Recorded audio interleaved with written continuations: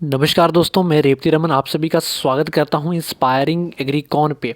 जी हाँ दोस्तों, आज की इस वीडियो में हम जो बात करने वाले हैं CUET PG इंट्रांस एग्जामिनेशन 2024 में जो आपका होने वाला है, इसका जो एप्लीकेशन फॉर्म है किस तरह से आपको फिलअप करना है, one by one complete step मैं आपको बताने वाला हूँ।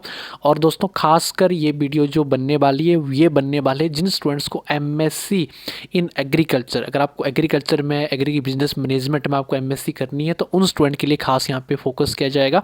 और बाकी अदर स्टूडेंट भी इस वीडियो को फॉलो कर सकते हैं और एप्लीकेशन जो फॉर्म है आप अच्छे से वन बाय वन बिल्कुल यहाँ पे आप फिलअप कर सकते हैं। देखो ये वीडियो इसलिए मैं यहाँ पे बना रहा हूँ, काफ़ी ज़्यादा स्टूडेंट के मुझे डाउट्स आ रहे थे, कन्फ्यूजन थे भाई कैसे फॉर्म को फिलअप करना है, यूनिवर्सिटीज़ कैसे सिलेक्ट करनी है, कोर्स को कैसे सिलेक्ट करना है। तो वो सारे ऑप्शंस जो हैं आपको यहाँ पे देखने को मिलेंगे और किस तरह से आपको बिना किसी परेशानी के आपको ये फॉर्म अंत तक कैसे आपको जो है सबमिट करना है, तो वो हम यहाँ पे जो है आज की इस वीडियो में बिल्कुल हम यहाँ पे देखने वाले हैं। तो दोस्तों अगर आप चैनल पे नए हो तो चैनल को सब्सक्राइब कर लीजिएगा और बेल आइकन को प्रेस कर लीजिएगा, क्योंकि इसी चैनल के माध्यम से CUET PG एग्रीकल्चर को लेकर आपको ढेर सारे अपडेट्स आपको यहाँ पे मिलते जाएंगे। तो उसके लिए आपको क्या करना है दोस्तों, यहाँ पे बिल्कुल आपको सब्सक्राइब करके रखना है। चलिए यहाँ पे सबसे पहले देखिए आपको क्या करना है, डिस्क्रिप्शन बॉक्स पे मैंने CUET PG की जो ऑफिशियल साइट है डायरेक्ट लिंक मैंने दे के रखा है, वहाँ पे क्लिक करके आप जो है साइट पे जा सकते हो। साइट का नाम है pgcuet.samarts.ac.in। यही साइट रहेगी, जो इंटरफेस यहाँ पे नज़र आएगा तो ऐसा इंटरफेस आपको नज़र आएगा। तो उसके बाद आपको क्या करना है, आपको पहले सबसे पहले यहाँ पे दो ऑप्शन हैं, आप अपने मोबाइल फ़ोन की सहायता से आप इसको फिलअप कर सकते हैं। मैंने भी मोबाइल फ़ोन ही यहाँ पे ओपन किया है। तो बहुत ज़्यादा एस्पिरेंट ऐसे होते हैं कि जो अपने मोबाइल फ़ोन से इसको फिलअप कर सकते हैं। आपको यहाँ पे लॉगिन का ऑप्शन है और आपको रजिस्टर का ऑप्शन है। ये जो दो ऑप्शन आपको यहाँ पे नज़र आ रहे हैं, इसमें आपको जो ऑप्शन आपको यहाँ पे नज़र आ रहा है कि आपको लॉगिन का, एक आपको यहाँ पे रजिस्टर का आ रहा है। तो आपको सिंपल सा क्या करना है, आपको सबसे पहले रजिस्ट्रेशन पे जाना है। आपको सबसे पहले क्या करना है, रजिस्ट्रेशन वाले इस ऑप्शन पे जाना है। जैसे आप यहाँ पे जाओगे तो आपको इस तरह का कुछ इंटरफेस आपको यहाँ पे नज़र आएगा। सबसे पहले आपको क्या करना है, आपको डाउनलोड अपना इन्फॉर्मेशन बुलेटिन करके रखना है। वहाँ पे ढेर सारी इन्फॉर्मेशन दे के रखिए। आपको सबसे पहले अपना इन्फॉर्मेशन बुलेटिन अच्छे से पढ़ लेना है। कुछ यहाँ पे इंस्ट्रक्शंस आपके यहाँ पे दे के रखी है, इस इंस्ट्रक्शन को आप एक बार रीड कर लीजिएगा। वैसे मैं इसके ऊपर अलग से एक वीडियो आप सभी को बना के दे दूँगा, ठीक है। वहाँ पर हम अलग से इसको डिस्कशन करेंगे। जैसे आप इसको रीड करोगे, सारी इन्फॉर्मेशन पढ़ लोगे, तो उसके बाद यहाँ पे आपका फीस का भी पूरा दिया कि फीस कितनी आपकी लगने वाली है। ये मैंने पहले ऑलरेडी एक वीडियो में डिस्कस करके रखी है, आप उस वीडियो को एकदम से देख सकते हैं। तो फिर आपको क्या करना है, बिल्कुल आपको जो है स्क्रॉल डाउन करना है। स्क्रॉल डाउन करके आपको बिल्कुल लास्ट यहाँ पे आपको जो ये वाला ऑप्शन है यहाँ पे आपको आना है। अब यहाँ पे ध्यान दीजिएगा, मैं आप सभी को बता दूं कि फॉर्म को भरने से पहले आपको ध्यान रखना है कि आपकी लास्ट डेट कब है, 24 जनवरी। जी हाँ दोस्तों, आपने सही सुना, 24 जनवरी 2024 को इस एप्लीकेशन फॉर्म की लास्ट डेट रहने वाले। उसके बाद फॉर्म आपके फिलअप नहीं हो पाएंगे। तो आपको ध्यान रखना है कि 24 जनवरी से पहले पहले आपको फॉर्म अपना फिलअप कर देना है। अब आपको यहाँ पे सबसे पहले क्या करना है, आपको यहाँ पे जो है क्लिक कर देना है। कहाँ पे क्लिक करोगे, आप सबसे पहले यहाँ पे क्लिक करोगे इस ऑप्शन पे। देखो जैसे मैं यहाँ पे टिक कर दे रहा हूँ, मैंने टिक कर दिया तो ये मेरा क्या हो गया, यहाँ पे ग्रीन कलर का सारा ऑप्शन हो गया। फिर मुझे ग्रीन कलर का आइकन एक दे के रखा है, क्लिक हेयर टू प्रोसीड। ये वाला जो ऑप्शन है मेरा, मैं फिर से आपको यहाँ पे दिखा देता हूँ पेन की हेल्प से। ये वाला जो ऑप्शन है, इस ऑप्शन को मैंने क्लिक कर देना है। जैसे मैं इसको क्लिक कर देता हूँ तो नेक्स्ट पेज मेरे पास ओपन करके इस तरह कुछ इंटरफेस यहाँ पे नज़र आता है। जो ये इंटरफेस है, यहाँ पे आपको क्या करना है, आपको बिल्कुल यहाँ पे पर्सनल डिटेल्स अपनी बिल्कुल यहाँ पे फिलअप कर देनी है। मैं यहाँ पे देखो आपको क्या कर रहा हूँ कि मैं इस फॉर्म को एज ए मतलब ऐसे आपको फिलअप कर रहा हूँ कि मतलब यहाँ पे मुझे एज ए डेमो के लिए मैं इसको यहाँ पे फिलअप कर रहा हूँ, ठीक है। आपको अपनी जो इन्फॉर्मेशन है, आपको इन्फॉर्मेशन का ध्यान रखना कि आपको अपनी इन्फॉर्मेशन, नंबर एक आपके पास आधार कार्ड होना चाहिए, किसके लिए, या आपके पास एड्रेस प्रूफ के लिए, और दूसरा आपके पास 10th का सर्टिफिकेट होना चाहिए। आपकी जो बिल्कुल यहाँ पे जितने भी आपके डिटेल यहाँ पे मांगेगा 10th के सर्टिफिकेट के अकॉर्डिंग आपको फिलअप करनी है। और एड्रेस प्रूफ के लिए प्रॉपर आपके पास डॉक्यूमेंट होना चाहिए, जो आपके डॉक्यूमेंट में एड्रेस होगा वही डॉक्यूमेंट आपको यहाँ पे मतलब वही एड्रेस आपको फिलअप करना है, ठीक है। वो आपको यहाँ पे ध्यान रखना पड़ेगा। और मैं इसको फिलअप कर देता हूँ, फिर मैं आपको बताता हूँ कि मैंने किस तरह से फिलअप किया। देखिए स्टूडेंट, सबसे पहले आपको अपना जो कैंडिडेट नेम है, आपको अपना नाम जो आपके 10th के सर्टिफिकेट में, वही आपको यहाँ पे बिल्कुल फिलअप कर देना है। जैसे कि मेरा नाम रेवती रमन है, मैंने यहाँ पे फिलअप कर दिया। फादर नेम आपको यहाँ पे फिलअप कर देना है, ठीक है। फर्स्ट लेटर हमेशा कैपिटल लेटर में रखिएगा, ये ध्यान रखना आपको इस बात का। फिर मदर नेम आपका जो है आपको फिलअप कर देना है जो आपके आधार कार्ड में। गार्डियन नेम आप फादर मदर किसी को भी गार्डियन लिख सकते हो, या फिर आपका भाई बहन है कुछ भी है तो आप यहाँ पे गार्डियन नेम पे लिख सकते हो। डेट ऑफ बर्थ आपको बिल्कुल जो आपके जो 10th के सर्टिफिकेट में डेट ऑफ बर्थ है वही सेम डेट ऑफ बर्थ आपको यहाँ पे फिलअप कर देनी है। जैसे कि यहाँ पे सबसे पहले डे सेलेक्ट करिएगा। डे में जैसे मैंने यहाँ पे 5 मार्च 1999, आपको यहाँ पे सिलेक्ट पे जाना है। यहाँ पे पूरा आपका 31st डे तक आपका यहाँ पे ऑलरेडी रहेगा। आपको इसमें से 5 मैंने जैसे अपनी डेट ऑफ बर्थ है जो मैंने यहाँ पे फिलअप कर दी है। फिर आपको यहाँ पे मंथ में आपको जनवरी फरवरी मार्च दिसंबर तक दिए रहे होंगे। आपका जो मंथ है उस महीने को यहाँ पे चूज़ कर लीजिएगा। आपकी जो ईयर है, जिस ईयर में आपका बर्थ हुआ है उसको आपको चूज़ कर लेना है। जेंडर आपका मेल है फीमेल हो, आप थर्ड जेंडर हो तो आपको अपना जेंडर यहाँ पे सिलेक्ट कर देना है। नेशनैलिटी आप इंडिया से हो तो आपको इंडियन यहाँ पे कर देना है। आइडेंटिटी टाइप में आपको यहाँ पे कुछ भी कर सकते हो। आपके पास वोटर आईडी है तो वो फिलअप कर लीजिएगा। राशन कार्ड विद फोटोग्राफ अगर आपके पास है तो फिलअप कर दीजिएगा, या फिर bank passbook photograph with photograph होनी चाहिए आपके पास है तो यहाँ पे फिलअप करिएगा। ड्राइविंग लाइसेंस है तो उसको फिलअप करिएगा। मैंने यहाँ पे other valid government identity with photograph यहाँ पे दिया है, जिसमें मैंने यहाँ पे आधार कार्ड नंबर यहाँ पे दिया है मैंने, ठीक है। तो यहाँ पे वैलिड आइडेंटिटी नंबर यानी कि जो आप यहाँ पे फिलअप करोगे ना, अगर आपने राशन कार्ड दिया होगा या फिर वोटर आईडी दिया होगा तो उसका नंबर आपको यहाँ पे नीचे फिलअप करना पड़ेगा। अगर आपने जो भी यहाँ पे आइडेंटिटी टाइप दिया है, जैसे मैंने other valid government identity with photograph दिया है तो मैंने यहाँ पे आधार कार्ड नंबर अपना यहाँ पे फिलअप कर दिया है।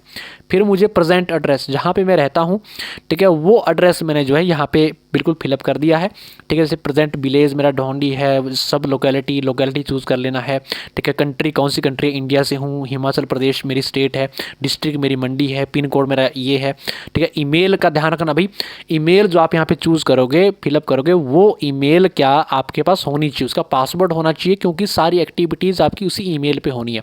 आपका रिजल्ट से लेके आपकी काउंसलिंग से लेके हर एक चीज़ आपकी जो है इसी ईमेल के थ्रू आपकी होनी है। तो ध्यान रखिएगा ईमेल आपको सही से देनी है, बार बार चेक करिएगा। फिर मोबाइल नंबर आपको यहाँ पे देना है। मोबाइल नंबर भी आपको वही देना है जो आपके पास बिल्कुल रेगुलर रहे आपका नवंबर दिसंबर तक, क्योंकि काउंसलिंग बहुत लंबी चलती है तो काउंसलिंग तक आपका वो नंबर चलना चाहिए आपके पास में, उसमें एसएमएस आने चाहिए।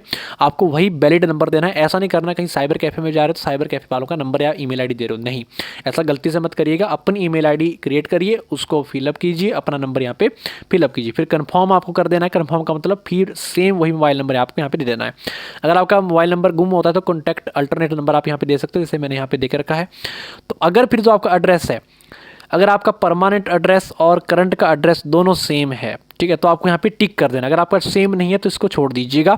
अगर आपका परमानेंट एड्रेस मतलब जो आपका डोमिसाइल है, जो आपका बोनाफाइड सर्टिफिकेट है वो आपका अलग है और आधार कार्ड पे आपका अलग एड्रेस है, तो आधार कार्ड पे आप क्या करिए कि आप आधार कार्ड वाला एड्रेस आप जो है क्या कर सकते हो, आधार कार्ड वाला आप यहाँ पे जो है जो प्रेजेंट एड्रेस है वहाँ पे कर सकते हो, लेकिन जो आपका डोमिसाइल सर्टिफिकेट है, बोनाफाइड सर्टिफिकेट है, उसका एड्रेस आप यहाँ पे परमानेंट पे दे सकते हो। जैसे कि मेरा अगर सेम है तो मैंने यहाँ पे क्लिक कर दिया तो मेरा ऑलरेडी जो मैंने प्रेजेंट एड्रेस है वो मेरा यहाँ पे परमानेंट पे भी आ जाएगा।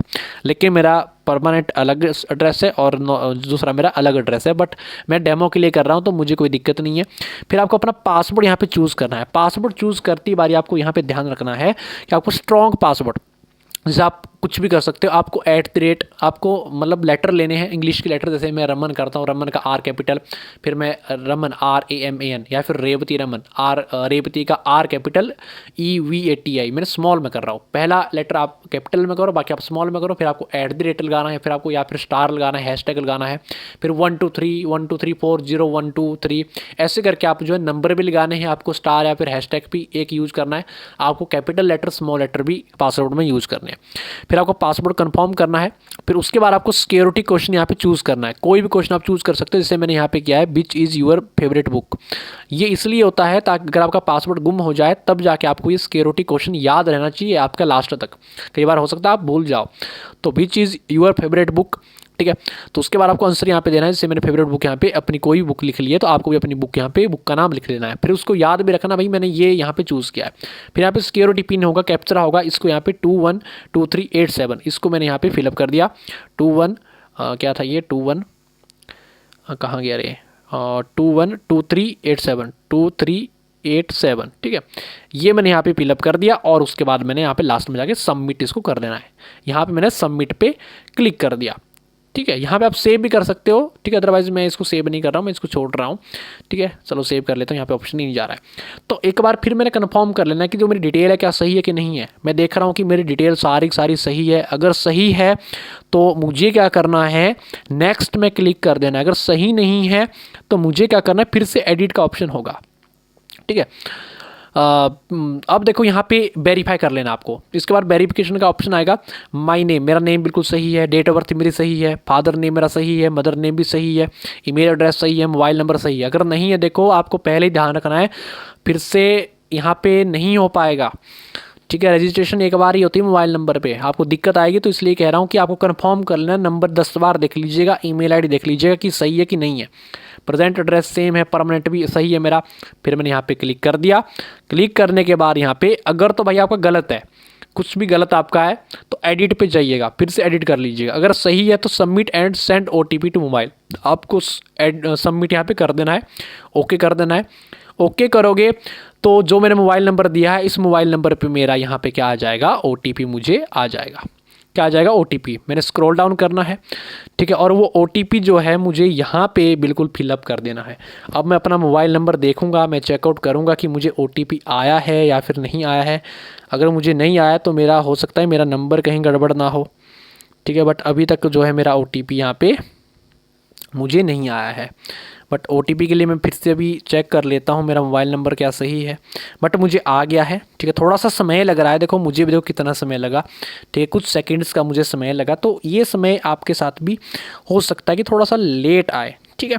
तो OTP आपका 6 डिजिट का होगा, ठीक है। ऐसे मेरा यहाँ पे आया है 344, क्या आया है, फिर से चला गया वो, 34439 और 8, ये मेरा OTP आ गया, ठीक है। मैं बहुत खुश हो गया कि मेरा OTP आ गया है। फिर मुझे एक सिक्योरिटी कैप्चा जो यहाँ पे लिया है, इस कैप्चरे को मैंने यहाँ पे फिलअप कर देना है। 454867, 454867, यही था ना, क्या बिल्कुल यही था। चलिए फिर मुझे यहाँ पे सबमिट में क्लिक कर देना है। मैंने यहाँ पे सबमिट पे जैसे ही क्लिक कर दिया तो नेक्स्ट जो मेरा रजिस्ट्रेशन का प्रोसेस है वो मेरा कंप्लीट हो जाता है। मेरी रजिस्ट्रेशन क्या हो जाती है, कंप्लीट हो जाती है। अब उसके बाद जो है मुझे क्या करना है, नेक्स्ट स्टेप पे जाना है। मुझे अपना एप्लीकेशन फॉर्म अब कंटिन्यू करना है, पूरा करना है। अब मुझे लॉगिन, अगर आप यहाँ पे लॉग आउट करते हो फिर आप लॉगिन करते हो तब भी आप कर सकते हो, ठीक है। जब मेरी रजिस्ट्रेशन हो जाएगी, रजिस्ट्रेशन के बाद ध्यान रखना कि आपको एक ईमेल आएगा, ईमेल चेक कर लीजिएगा। अगर आपको ईमेल नहीं आया है तो आपकी ईमेल आईडी गलत है। फिर आपको अपना मैसेज बॉक्स चेक कर लेना है कि आपको मैसेज भी आएगा, वहाँ पर आपका एप्लीकेशन नंबर आपको जो है मैसेज पे आएगा कि आपका एप्लीकेशन नंबर क्या है, ठीक है। पासवर्ड आपने पहले ही रखा है, ठीक है, स्ट्रॉन्ग पासवर्ड। उसी एप्लीकेशन नंबर, उसी स्ट्रॉन्ग पासवर्ड के कारण आपका क्या होगा, उसी से आपका जो है लॉगिन फिर से हो जाएगा, ठीक है। तो अब फिर से यहाँ पे मुझे मेरे से कुछ पर्सनल डिटेल ये मांगेगा, बट ये ऑलरेडी हमें फिलअप करके आपको आ जाएगी, ठीक है। जैसे कि यहाँ पे मेरी डेट ऑफ बर्थ, मेरा नाम यहाँ पे ऑलरेडी फिलअप करके पहले ही आ रहा है क्योंकि रजिस्ट्रेशन के टाइप मैंने ये किया है। कैटेगरी मैंने यहाँ पे सिलेक्ट करनी है। देखो कैटेगरी जब सिलेक्ट करोगे ना तो आप सभी को ध्यान रखना है, आपकी जो कैटेगरी होगी वही कैटेगरी आपकी लास्ट तक रहेगी। फिर ऐसा नहीं आपके पास ऑप्शन होगा कि आप काउंसलिंग के लिए कोई कैटेगरी चेंज करो, नहीं। देखो ध्यान देना, अगर आपका जनरल कैटेगरी से आप हो तो जनरल करिएगा, अगर आप OBC से हो तो OBC करिएगा, SC से हो तो SC करिएगा, ST से हो ST करिएगा, EWS से हो EWS करेगा। अब यहाँ पे दोस्त ध्यान देना भाई, जो भी कैटेगरी आपकी होगी जनरल को छोड़ के, OBC से हो, SC से हो, ST से हो, EWS से हो, तो आपको कैटेगरी सर्टिफिकेट आपके पास अवेलेबल होनी चाहिए, तभी कैटेगरी सेलेक्ट करनी है। अदरवाइज अनरिजर्व आप कर सकते हो। आपको बिल्कुल भी क्या करना है, आपको रिस्क नहीं लेना है। अगर आप EWS कैटेगरी सेलेक्ट करते हो तो EWS कैटेगरी के लिए आपके पास क्या होना चाहिए, इनकम सर्टिफिकेट होना चाहिए सेंटर का, स्टेट का नहीं लगेगा, सेंटर का EWS सर्टिफिकेट लगेगा, जहां पे इनकम आपकी 8 लाख से कम होनी चाहिए। अगर आपकी इनकम 8 लाख से कम है तभी आप जनरल EWS कैटेगरी में आएंगे, अदरवाइज आप नहीं आएंगे। वो सर्टिफिकेट अगर आपके पास है तो तब आपका वैलिड है, और इसकी वैलिडिटी 1 ईयर तक होती है। आपको नया बनाना पड़ेगा, मतलब उसकी वैलिडिटी आपकी नवंबर दिसंबर तक होनी चाहिए, क्योंकि काउंसलिंग कोई पता नहीं कब काउंसलिंग होती है, कब लास्ट राउंड काउंसलिंग होता है। तो आपको पहले ही ध्यान रखना है कि आपको वैलिड अपना डॉक्यूमेंट यहाँ पे अपलोड करना है, जो कि जिसकी वैलिडिटी 1 ईयर तक है। अगर आप SC से हो, ST से हो, OBC कैटेगरी से हो तो इसमें भी आपके पास स्टेट की कैटेगरी सर्टिफिकेट नहीं लगते हैं, आपके सेंटर के कैटेगरी सर्टिफिकेट लगते हैं तो वो आपके पास यहाँ पे होनी चाहिए। और लेटेस्ट वाले कोशिश करना कि लेटेस्ट वाले अपलोड करें, पुराने वाले ना करें। मेरी जनरल कैटेगरी है तो मैं जनरल यहाँ पे फिलअप कर दे रहा हूँ, ठीक है। अगर आप PWD कैंडिडेट हो, PWD कैंडिडेट का मतलब जो हैंडीकैप्ड है उसको यहाँ पे यस कर देना है, ठीक है। जो दिव्यांग है, जो नहीं है, उसको नो कर देना है। मैं नहीं हूँ तो मैंने नो कर दिया। फादर नेम ऑलरेडी आएगा। फादर की क्वालिफिकेशन आपको यहाँ पे फिलअप कर देनी है। नॉट एप्लीकेबल, इलिटरेट हैं, ठीक है। इलिटरेट मतलब अनपढ़, जिन्होंने नहीं पढ़ा, मैट्रिकुलेट 10वीं है, ग्रेजुएट हैं, पोस्ट ग्रेजुएट है, अदर है, डॉक्टरेट है। यहाँ पे मतलब आपकी जो है 12th आपकी नहीं है यहाँ पे, तो 12th नहीं है तो यहाँ पे अदर्स कर दीजिएगा, क्योंकि मेरे पापा 12वीं पढ़े हैं तो मैंने अदर्स कर दिया, ठीक है। फादर ऑक्यूपेशन, फादर क्या करते हैं, जैसे मेरे फादर जो है एग्रीकल्चर करते हैं, मैंने एग्रीकल्चर कर दिया। जो भी आपके ऑक्यूपेशन करते हैं वो आप यहाँ फिलअप कर सकते हो। अगर इसमें कोई ऑक्यूपेशन नहीं है तो यहाँ पे अदर का ऑप्शन होगा तो अदर कर देना, ठीक है। अगर इसमें कोई मैच आपका नहीं हो रहा कि आपके फादर क्या करते हैं तो यहाँ पे अदर कर देना। फिर मदर का नाम आएगा, मदर की क्वालिफिकेशन आएगी, मदर आपकी कितनी पढ़ी हैं, तो आप यहाँ पे जो भी आपकी जितनी पढ़ी है तो आप यहाँ पे कर सकते हो। जैसे मैं अदर पे कर दे रहा हूँ, मैंने अदर यहाँ पे कर दिया। मदर क्या करते हैं आपके, मदर यहाँ पे आपका जो भी आपका मदर करते हैं तो वो यहाँ पे आपको बिल्कुल यहाँ पे फिलअप कर देना है। मैं यहाँ पे क्या करूँगा, अदर्स पे करूँगा इंक्लूडिंग हाउसवाइफ, ठीक है। ये मैंने कर दिया। फिर उसके बाद मैं एनुअल फैमिली इनकम कितनी होती है, इनकम आपको जो EWS कैटेगरी वाले हैं उनकी 8 लाख से कम होनी चाहिए और इनकम सर्टिफिकेट आपके पास अवेलेबल होना चाहिए। ध्यान रखना, इनकम गलती से ऊपर नीचे मत करना। अभी तो आप क्या करते हो कि फॉर्म भर दिया भाई, दसल्ले से मैंने लगा ली। दिक्कत कहाँ पे आती है, जब आप स्कॉलरशिप के लिए अप्लाई करते हो, कहीं भी करते हो, तब आपका ये फॉर्म लगता है, ठीक है। वीडियो जरूर एंड तक देखना, क्योंकि मैं सारी चीज़ें अभी बताने वाला हूँ। बाद में बहुत जो दिक्कत परेशानी आती है काउंसलिंग में वो आपको नहीं आएंगी अगर आप ढंग से देखोगे, ठीक है। अब यहाँ पे मतलब जो भी आपकी इनकम है, ठीक है, तो आप यहाँ पे कर सकते हो। अगर आपकी 1 लाख के आसपास में, 1 लाख से कम में, तो आप फर्स्ट वाला कर दो। अगर आपकी 1 लाख से 2 लाख के बीच में तो आप सेकंड वाले में क्लिक कर दो। जितनी भी आपकी इनकम है, जैसे मैं 4 से 5 लाख कर दे रहा हूँ, ठीक है, मैंने यहाँ पे क्लिक कर दिया। आप ट्विन हो कि नहीं हो, मैं मतलब मेरी मतलब भाई बहन हैं, आर यू ट्विन, ठीक है। आप ट्विन हो कि नहीं हो, मैं ट्विन नहीं हूँ, मतलब एक साथ जो है जन्म नहीं हुआ है मेरे किसी भाई का। डोमिसाइल स्टेट यानी कि बोनेफाइड कहाँ का आपके पास है, स्थायी निवास प्रमाण पत्र कहाँ का आपके पास है, जहाँ का आपका स्थायी निवासी प्रमाण पत्र है वही स्टेट आपको चूज़ करनी है। जैसे मेरे पास हिमाचल प्रदेश का डोमिसाइल है, बोनेफाइड सर्टिफिकेट है।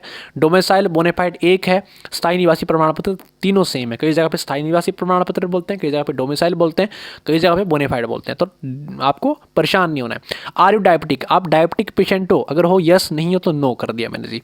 प्लेस ऑफ रेजिडेंस, आप कहाँ के मतलब आपका जो रेजिडेंशियल प्लेस है वो आपका अर्बन पे मतलब शहर पे रहते हो, आपकी रूरल पे रहते हो, ठीक है। अगर आप गांव वाले इलाके में रहते हो तो रूरल करना है। अगर आप शहर पे रहते हो, बड़ी सिटी पे रहते हो, शहर पे रहते हो, तो आपको अर्बन कर देना है। जैसे मैं शहर पे रहता हूँ तो मैंने अर्बन यहाँ पे कर दिया, ठीक है। मोड ऑफ प्रेपरेशन, आप कैसे आप प्रिपेयर कर रहे हो, ध्यान रखना भाई। यहाँ पे वही चीज़ मेंशन करना, जब आपका जिस टाइम पे आपका अगर आपका गैप होता है बीच में तो गैप एफिडेविट लगता है। तो गैप में आपको जो आपने फॉर्म पे अगर आपने यहाँ पे लिखा है कि जो है मेरा 1 साल का गैप है, 6 महीने का गैप है बीच में, यानी कि आपकी जो है BSc हुई है 2022 में, तो आपने पेपर देना 2024 में, तो कितना हुआ आपका 2 साल का गैप हुआ, ठीक है। आपकी BSc हुई 2023 में, पेपर देना 2024 में, तो 1 साल का गैप हुआ। तो अगर आपका गैप है तो अगर आप यहाँ पे करते हो कि आपने सेल्फ प्रेपरेशन किया तो आपको गैप एफिडेविट भी क्या करना है कि मैंने सेल्फ प्रेपरेशन की हुई है। अगर आपने कोई इंस्टीट्यूट ज्वाइन किया है तो आपको उस गैप पीरियड में लिखना है कि मैंने इंस्टीट्यूशन ज्वाइन किया है, और यहाँ पे आपको इंडिविजुअल ट्यूशन आपको करना है, या फिर ऑनलाइन कोचिंग करनी है, या फिर आप कुछ भी आप यहाँ पे कर सकते हो जो आप कर रहे हो, ठीक है। तो मैं यहाँ पे अदर्स पे कर दे रहा हूँ, या फिर मैं सेल्फ स्टडी कर दे रहा हूँ, कुछ भी आप कर सकते हो। अगर आप ट्यूशन ले रहे हो, कोचिंग ले रहे हो, ऑनलाइन ऑफलाइन, आपको वो कर देना ईमानदारी से, क्योंकि इसका बहुत इफेक्ट पड़ता होगा गैप एफिडेविट के टाइम पे, ठीक है।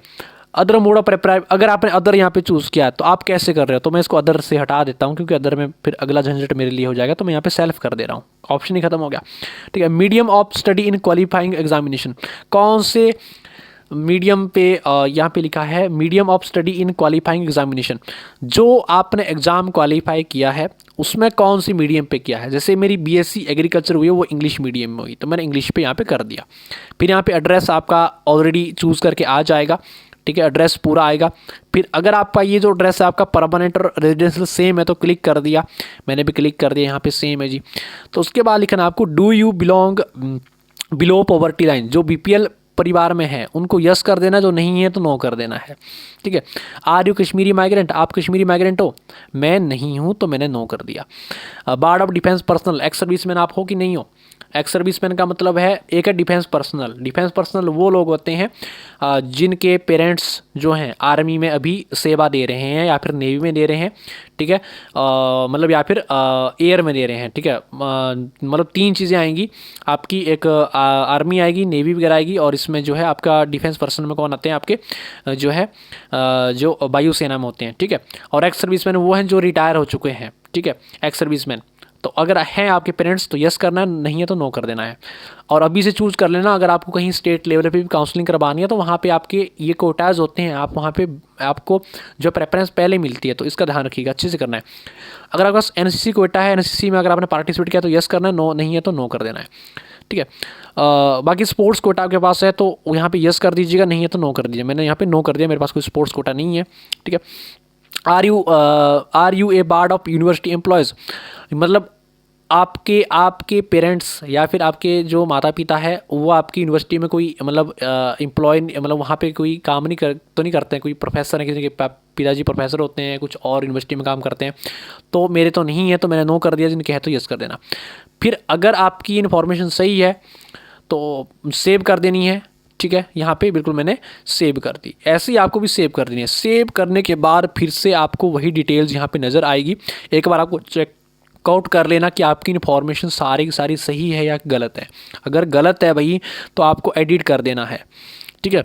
अगर सही है तो आपको क्या करना है, तो आपको आगे फिर ये क्लिक कर देना है। जैसे कि मेरी जितनी भी है वो मुझे मतलब सही लगता कि मेरी सही है, ठीक है, बट मैं अभी डेमो ही दे रहा हूँ। अगर आपको लगता है भाई कि आपकी गलत है तो आपको अपडेट पर्सनल फॉर्म इस ऑप्शन पे जाना है। कौन से ऑप्शन पे जाना है? अगर आपको लगता है कि मेरी गलत है, कुछ मैंने गड़बड़ कर दिया है, तो आपको अपडेट पर्सनल फॉर्म पे जाना है। अगर आपको लगता है कि मेरी सही नहीं है तो आपको मतलब सही नहीं है तो आपको अपडेट पर्सनल फॉर्म पे जाना है, आपको अपडेट कर देनी है, ठीक है। और अगर आपको लगता है कि मेरी बिल्कुल सही है तो आपको क्या करना है, प्रोसीड टू नेक्स्ट सेक्शन, आपको यहाँ पे प्रोसीड कर देना है। जैसे मेरी सही है तो मैंने यहाँ पे प्रोसीड पे क्लिक कर दिया। प्रोसीड पे क्लिक करने के बाद यहाँ पे मुझे कुछ डिटेल्स जो है फिलअप करनी पड़ेगी, एजुकेशनल डिटेल्स मुझे यहाँ पे फिलअप करनी पड़ेगी। अब एजुकेशन डिटेल्स जो मुझे 10th का यहाँ पे जो है डिटेल्स यहाँ पे फिलअप कर देनी है, ठीक है। यहाँ पे 10th की मांग रहा है, फिर +2 की मांग रहा है, ठीक है। फिर ये मैंने फिलअप कर देनी है। फिर मुझे जो है यहाँ पे क्या करनी है, ग्रेजुएशन की यहाँ पे फिलअप कर देनी है। इसमें थोड़ा सा मुझे समय लगेगा, ठीक है। तो मैं इसको फिलअप कर दे रहा हूँ पहली एक बार, फिर उसके बाद जो है फिर से मैं बताऊँगा आपको। देखिए स्टूडेंट, आपको यहाँ पे जो ध्यान रखना है, ध्यान किस बात पे रखना है, आपको पहले 10th की इन्फॉर्मेशन अपनी अच्छे से यहाँ पे फिलअप कर देनी है। आपको रिजल्ट स्टेटस में पास्ट कर देना है क्योंकि आप पास आउट हो चुके हैं। कब आपकी 10th हुई है वो ईयर आपको सेलेक्ट करना है। मेरी 2014 में हुई है, मैंने कर दिया। क्वालिफाइंग एग्जाम्स 10th और इक्विवेलेंट यहाँ पे कर देना है। बोर्ड नेम आपका कौन सा बोर्ड है, CBSE बोर्ड है, आपकी स्टेट का बोर्ड है, वो आपको यहाँ फिलअप कर देना है। मैंने अपना बोर्ड यहाँ फिलअप कर दिया। ऑप्शन आपको सारे नजर आएंगे, ठीक है। और स्कूल का एड्रेस बिल्कुल सही डालना है भाई, जहाँ पे आपका स्कूल है, ठीक है। जैसे गवर्नमेंट हाई स्कूल धारकांडलू मैंने यहाँ पे फिलअप कर दिया। और स्कूल जहाँ पे जिस एरिया में आपका स्कूल है उस एरिया का पिन कोड क्या है, अगर नहीं पता तो पहले पता कर लीजिएगा, ठीक है। तो पिन कोड अपने स्कूल का फिलअप कर देना है। ये इसलिए मैं कह रहा हूँ कि बाद में जब डॉक्यूमेंट वेरिफिकेशन काउंसलिंग होती है तो वहाँ पर बाहर हो जाते हैं, तो सही से करिएगा। रोल नंबर की बात करते हैं, जो आपका 10th में रोल नंबर था आपके सर्टिफिकेट पे होगा, वो रोल नंबर यहाँ पे फिलअप कर देना है। रिजल्ट मोड आपको यहाँ पे क्या क्या कर देना है, अगर आपका परसेंटेज पे रिजल्ट आया तो परसेंटेज, अगर ग्रेड पे तो ग्रेड कर देना। मेरा परसेंटेज पे था तो मैंने परसेंटेज कर दिया। मैक्सिमम मार्क्स मेरे 700 का टोटल पेपर थे, ठीक है, और मेरे 700 में से 511 नंबर आए थे, ठीक है, वो मैंने फिलअप कर दिया। और परसेंटेज ऑटोमेटिक करके आपकी 73% यहाँ पे जैसे मेरी थी तो आपकी यहाँ पे आ जाएगी। फिर 12th की आपको यहाँ पे इन्फॉर्मेशन फिलअप कर देनी है। रिजल्ट स्टेटस पे पास कर दिया। ईयर ऑफ पासिंग पे 2016 मेरी +2 हुई थी। और 12th एंड इक्विवेलेंट कर दिया। कौन सा बोर्ड है, HP board of school education हो गया। और स्कूल का नाम यहाँ पे सही से फिलअप कर दीजिएगा। और जिस एरिया में आपका स्कूल है उस एरिया का पिन कोड आपको यहाँ पे फिलअप कर देना है। और आपका 12वीं का रोल नंबर जो आपका था वो रोल नंबर आपको फिलअप कर देना है। रिजल्ट मोड की बात कर देते हैं। तो रिजल्ट जो मोड है आपका वो मेरा परसेंटेज पे था, मैंने परसेंटेज कर दिया। मैक्सिमम मार्क्स की बात करते हैं तो ये मैक्सिमम मार्क्स थोड़ा सा गलत मैंने कर दिया। यहाँ पे मैक्सिमम मार्क्स यहाँ पे 500 आएगा। ये भी आपको ध्यान रखना भाई, मैक्सिमम मार्क्स आपके 500 आएंगे। तो बाकी मार्क्स ऑब्टेन्ड आपके यहाँ पे जो रहेंगे, जैसे मैं अपने यहाँ पे आपको अपने हिसाब से डालने, मतलब अपने सही से डालने हैं, ठीक है, परसेंटेज ऑटोमेटिक करके यहाँ पे आ जाएगी। फिर आपको यहाँ पे डिग्री का डालना है, ग्रेजुएशन जो आपकी हुई है।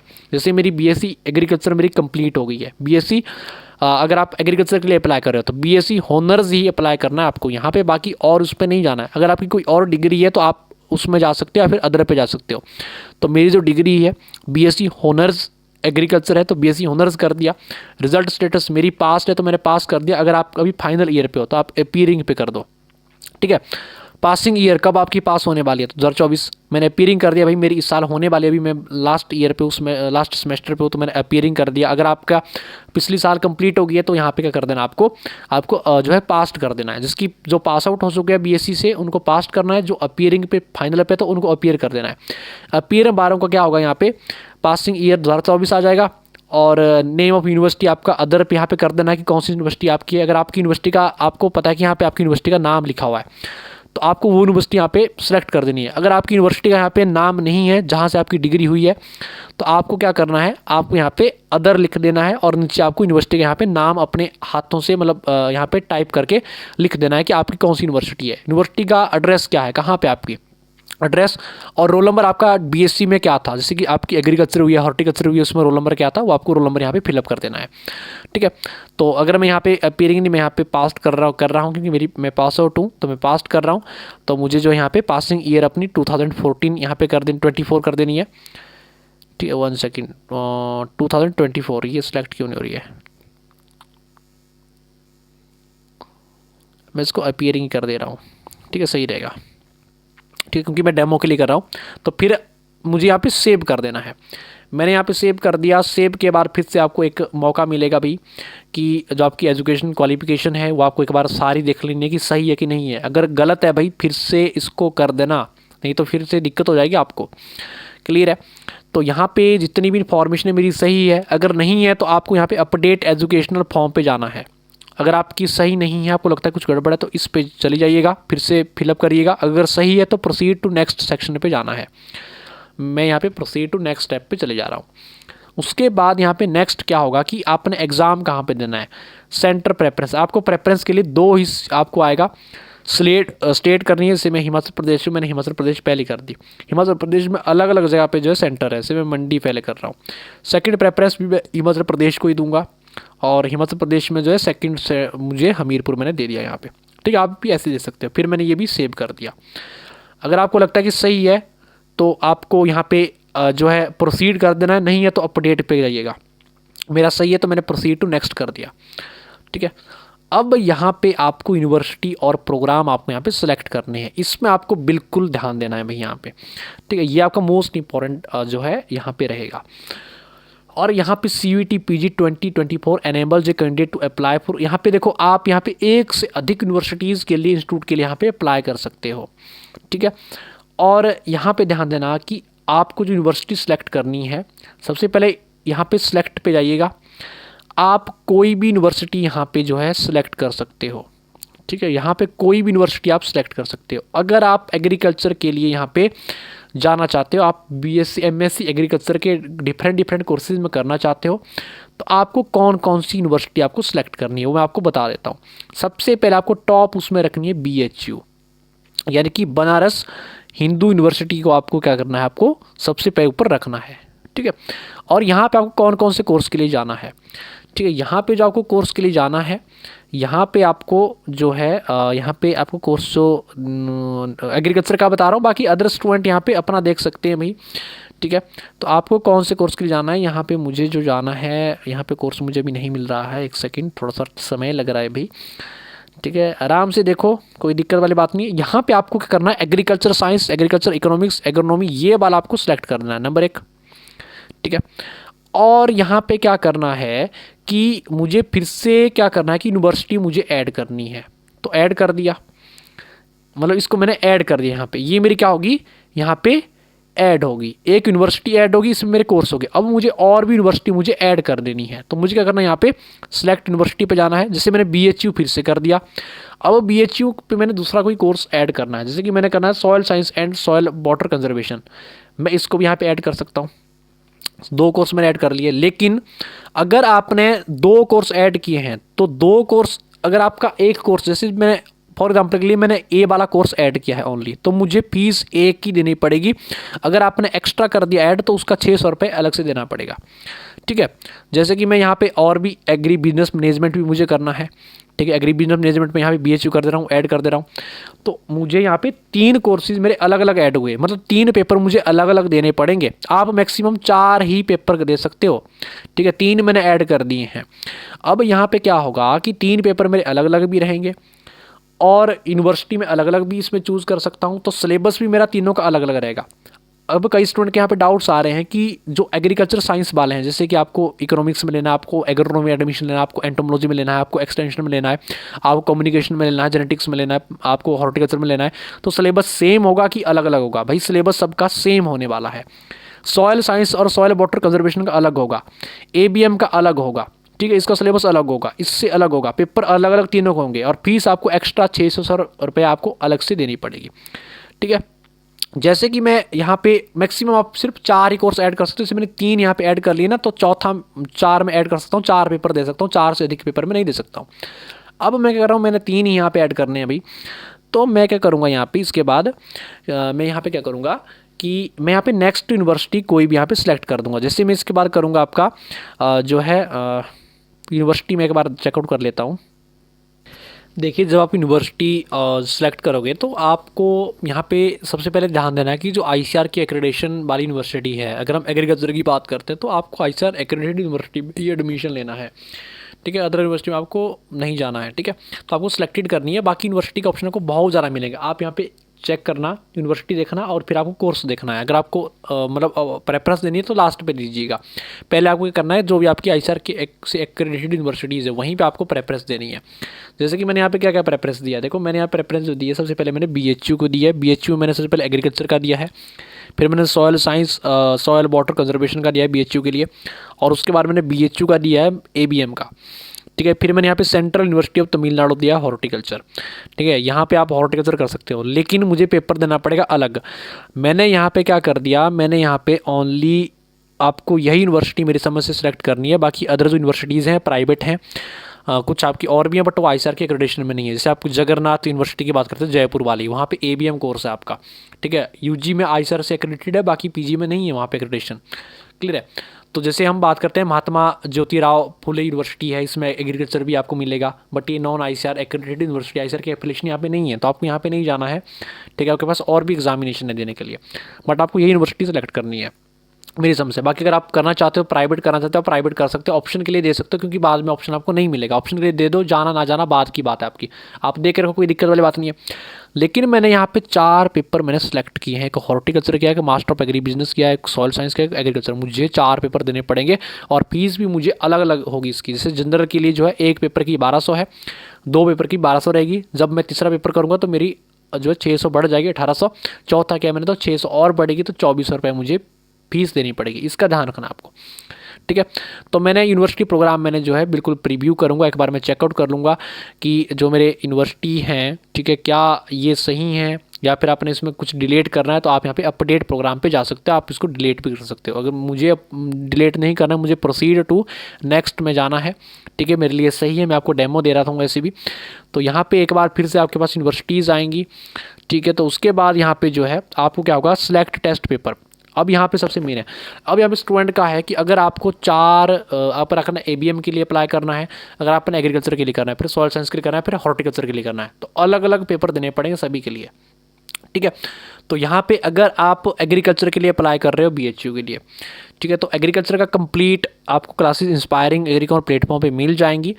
10 जनवरी से हमारा कोर्स स्टार्ट हो रहा है, 60 डेज़ का क्रैश कोर्स रहेगा, जहाँ पे पूरा सिलेबस कंप्लीट करवाया जाएगा। और 300 नंबर में से आपके 230-240 नंबर कहीं नहीं जाएंगे, आराम से BHU में एडमिशन हो जाएगा। 60 दिन की स्टडी है, लाइव क्लासेस डेली बेसिस पे रहेंगे, उसके रिकॉर्डेड लेक्चर मिलेंगे, नोट्स मिलेंगे, और आपको क्वेश्चन प्रैक्टिस मिलेंगे, PYQ मिलेंगे, ठीक है। तो ऐप डाउनलोड कर लो, इंस्पायरिंग एग्रीकॉन के नाम से प्ले स्टोर में दी गई ऐप, ठीक है। और डिस्क्रिप्शन पे लिंक भी दिया है, ऐप का भी दिया है, और कोर्स का डायरेक्ट लिंक दिया है, तो जल्दी से ज्वाइन कर लीजिएगा। 10 तारीख से आपका जो है बैच स्टार्ट होने वाला है। बहुत ज़्यादा स्टूडेंट ज्वाइन हो चुके हैं। अभी के लिए जो है आपका 60% डिस्काउंट पे कोर्स है, ठीक है। फर्स्ट 100 स्टूडेंट्स के लिए फिर प्राइस के बढ़ जाएंगे।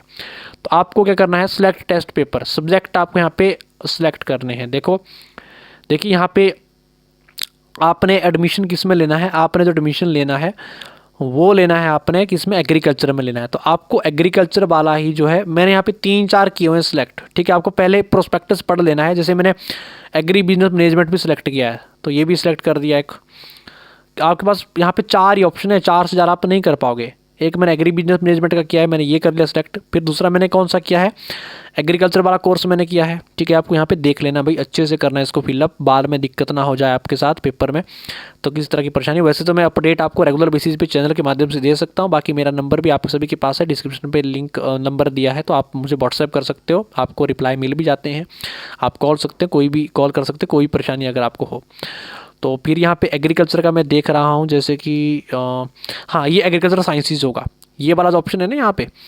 SCQP01, ये हमारा है एग्रीकल्चर साइंस का। तो ये मैंने यहाँ पे फिलअप कर दिया सेकंड पेपर। और थर्ड मैंने कौन सा सब्जेक्ट लिया है, मैंने लिया है हॉर्टिकल्चर वाला भी, एक मैंने सॉयल साइंस वाला लिया है। कौन सा लिया है मैंने, सॉयल साइंस वाला भी मैंने यहाँ पे लिया है, और वाटर कंजर्वेशन वाला मैंने यहाँ पे लिया है, तो वो भी मुझे यहाँ पे देखना पड़ेगा। जैसे कि मैंने हॉर्टिकल्चर सेलेक्ट किया, तो हॉर्टिकल्चर के लिए ये मुझे टेस्ट पेपर सेलेक्ट कर देना है, मतलब 3 पेपर तो मुझे देने ही पड़ेंगे। एग्री बिजनेस के लिए अलग से पेपर होगा, एग्रीकल्चर साइंस के लिए अलग से होगा। अब सॉइल साइंस का मैं ढूंढ रहा हूँ, क्या पता उसका इसी में ही हो।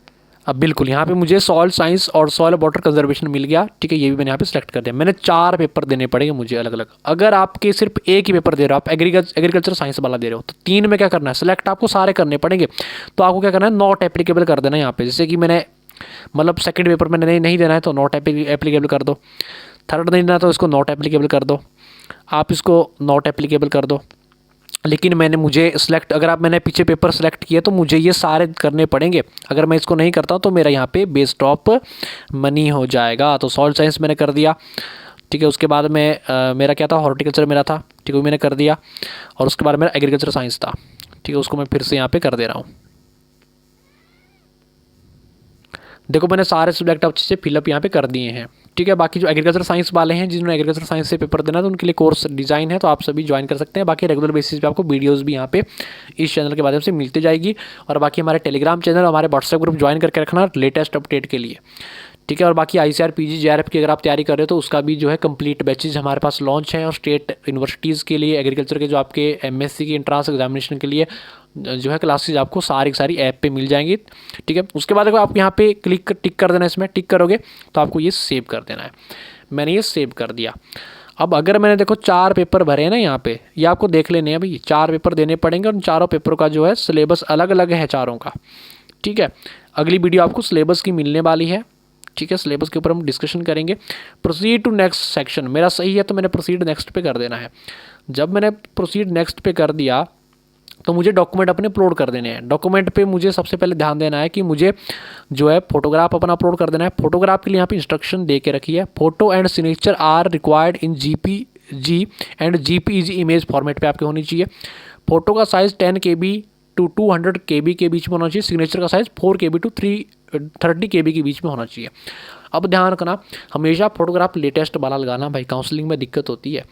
और हमेशा जो बैकग्राउंड है, आपने फोटो का बैकग्राउंड, ठीक है, आपने जो है वाइट बैकग्राउंड हमेशा रखना होता है फोटोग्राफ्स का, ये ध्यान रखना। वाइट बैकग्राउंड पे फोटो लेना और नए वाले लेना, लेटेस्ट। और वही फोटोग्राफ आपकी क्या होगी, आपकी जो है एडमिट कार्ड पे भी लगेगी। आपकी काउंसलिंग में अलग अलग यूनिवर्सिटी की काउंसलिंग अलग अलग होती है, उसकी रजिस्ट्रेशन अभी BHU की अलग से होगी, ठीक है। उस रजिस्ट्रेशन में आपको वहाँ पे फोटोग्राफ वही सेम लगता है, काउंसलिंग में वही सेम लगता है। 15-20 कॉपियाँ चाहिए होती है आपके पास फोटोग्राफ के लिए, काउंसलिंग के लिए। तो वो पहले नए वाला लेना फ़ोटो और उसका सही से रखना। और जो ये एप्लीकेशन फॉर्म है, जब ये भर दो, इसको आपने अच्छे से रखना। और जब आप एडमिट कार्ड भी निकालोगे, वो भी काउंसलिंग में लगता है। आपका एप्लीकेशन फॉर्म लगता है, आपका एडमिट कार्ड लगता है, आपका एप्लीकेशन नंबर, आपके पास पासवर्ड पता होना चाहिए काउंसलिंग के लिए, नहीं तो बाद में दिक्कत होती है। एडमिट कार्ड भी लगता है और फोटोग्राफ आपके लगते हैं, ये चीज़ आपको पहले से ही ध्यान रखनी होती है, ठीक है। तो यहाँ पे मैं अभी फोटोग्राफ यहाँ पे अपलोड नहीं कर रहा हूँ, ठीक है। और आपको प्रोसीड टू प्रीव्यू सेक्शन पे आपको जाना है। और नेक्स्ट आपका क्या रहेगा, डॉक्यूमेंट अपलोड आपने कर दी यहाँ पे, फिर आपको प्रीव्यू करना है फॉर्म। प्रीव्यू में क्या होगा कि आपको देखना है पूरा फॉर्म, भाई आपका फॉर्म सही है कि नहीं है, ठीक है। वैसे मैं एक बार यहाँ पे फिलअप कर देता हूँ। फिलहाल के लिए मेरे जो डॉक्यूमेंट है यहाँ पे अपलोड नहीं हो रहा है सिग्नेचर, क्योंकि मेरे पास अभी है नहीं वो, क्योंकि यहाँ पे बिल्कुल ही सेंसिटिव वेबसाइट है भाई, ले नहीं रहा ये फोटोग्राफ। आपको फेस विद फेस मास्क, मतलब विदाउट फेस मास्क, मास्क नहीं होना चाहिए फेस में, कोई टोपी टापी मत लगाना, अच्छे से लेना फोटो। और फिर यहाँ पे सिग्नेचर आपको अपलोड कर देने हैं। अपलोड करने के बाद आपको नेक्स्ट करना है। नेक्स्ट आपको क्या होगा, फॉर्म देखना है, एक बार चेकआउट करना है। चेकआउट अगर आपका सही इन्फॉर्मेशन है तो नेक्स्ट करना, नहीं होगी तो आपको क्या करना है कि अगर आपकी इन्फॉर्मेशन बिल्कुल सही नहीं है तो उसको अपडेट कर लेना है, ऐसे सबमिट मत कर देना। फिर उसके बाद आपको पेमेंट करनी है लास्ट में। पेमेंट आप डेबिट कार्ड, क्रेडिट कार्ड आपके पास हो, ठीक है, आपके पास नेट बैंकिंग हो, आपके पास यूपीआई हो, ठीक है, आप किसी के द्वारा भी पेमेंट कर सकते हो। ध्यान रखना यूपीआई से पेमेंट कट भी जाती है, तो ध्यान इस बात का रखिएगा, ठीक है।